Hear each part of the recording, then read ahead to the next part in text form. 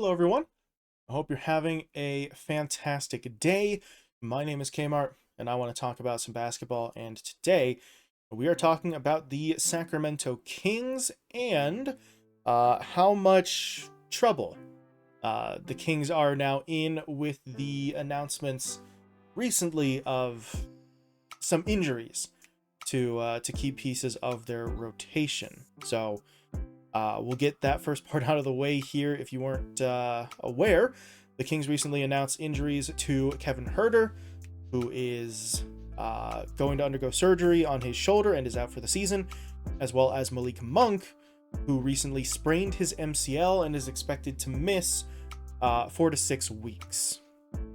So, in terms of the importance here, Kevin Huerter was a member of the starting lineup for the Kings. He was averaging double figures as the sort of other starting guard alongside De'Aaron Fox. Meanwhile, Malik Monk was one of the leading candidates for sixth man of the year coming off the bench. So, relatively important production for the second unit that they now lose.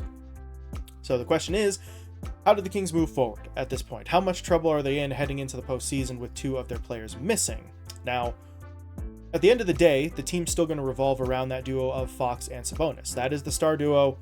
The Kings get nowhere without them. But Monk and Huerter were sort of key pieces, key role players around that duo. But there is some good news for Sacramento. The first bit of good news here is that Monk and Huerter's production is not entirely irreplaceable, right? You take a look at the numbers for the two of them.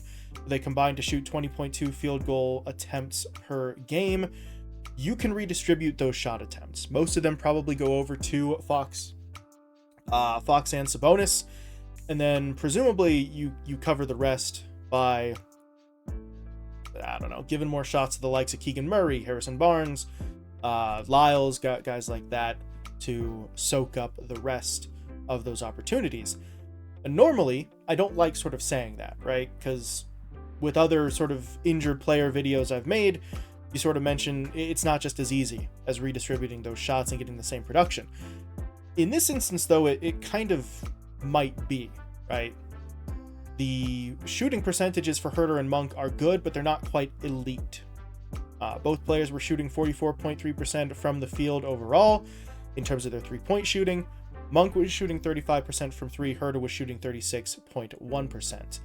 Now, those are both solid numbers, but not so strong in terms of their shooting that others couldn't take their place, right? You could reasonably expect guys like Murray and Barnes to shoot at a similar percentage, if they were given those same shot opportunities. And the Kings as a whole kind of do operate that way in terms of their three-point shooting already. You take a look at their numbers, they are 4th in the league in three-point attempts per game. They're 5th in the league in three-pointers made, but they're just 14th in three-point percentage. So already a team that sort of favored quantity over quality here. So Monk and Huerter are out. That's unfortunate, but those shots could be redistributed and you wouldn't need sharpshooter levels of percentages from the guys who take their place. Now, that is the good news. The bad news is there as well for the Kings. First and foremost, bench production for Sacramento is very likely to fall significantly. Monk was coming off the bench. He accounted for about 15.4 points. The Kings, as a second unit, averaged 36.6 points per game, which was top 10. It was 9th in the league. Now, there's no Monk coming off the bench, but there's also going to be another piece of that second unit who now leaves to fill the spot in the starting lineup that Huerter left behind, right?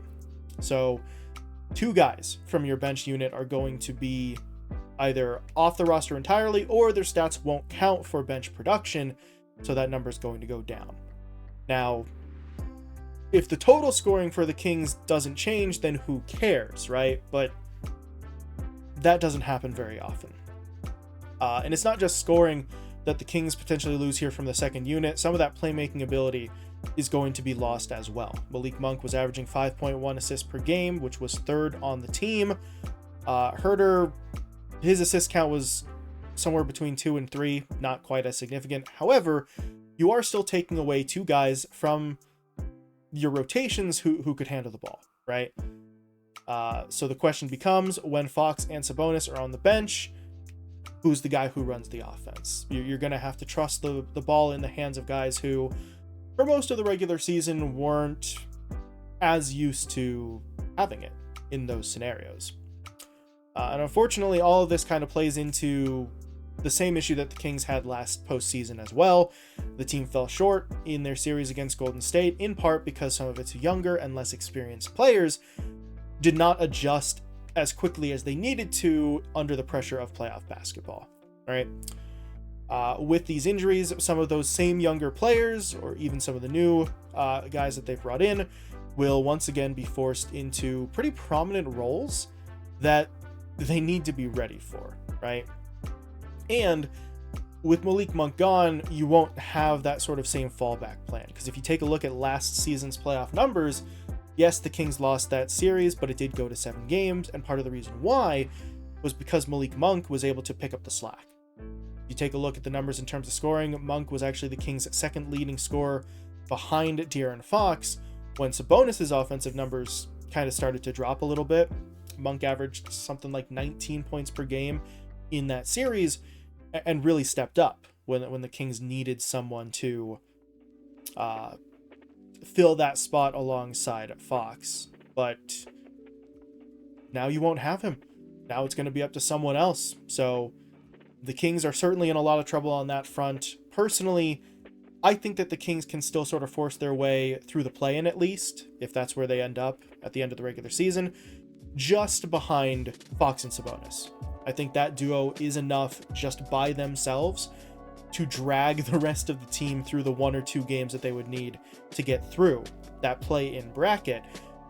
But a best of 7 against some of the teams that they'd play, right? If you look at where the Kings would end up in seeding, it's somewhere between 6th and 8th realistically, which means they're going to play Oklahoma City or Denver or Minnesota in the first round.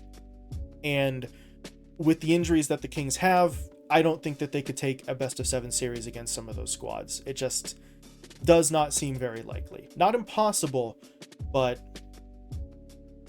pretty damn close to impossible with key pieces like Monk and Huerter missing. But I don't know. That's my opinion on it. Feel free to let me know what you think. Do you think I'm overselling the impact of these injuries? Do you believe that someone else in the lineup can sort of step up and take that place? If so, who is it? Right? Is it Keegan Murray? Is it Harrison Barnes? Someone like that? Who is the guy who can step up to play alongside Fox and Sabonis and sort of fill that gap? And what do you think in terms of the postseason? Can they get through the play-in? If they make it to the first round of the postseason, do you think that they stand a reasonable chance against one of those 3 squads I mentioned before, the Thunder, the Nuggets, or the Timberwolves? Or do you think Sacramento is bound for an early exit from the postseason? But either way, please feel free to let me know what you think. But other than that, thank you all so much for watching, and I will talk to you later.